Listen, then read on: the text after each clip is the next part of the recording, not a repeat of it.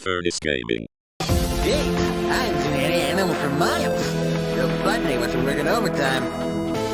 Target one. Huh? I smell...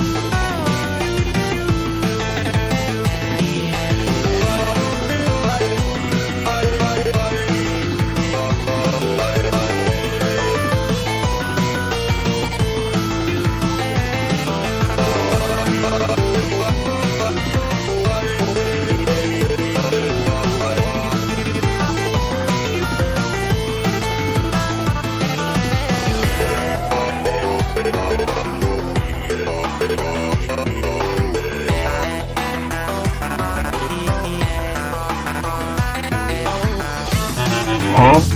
You don't even know your fate, hedgehog.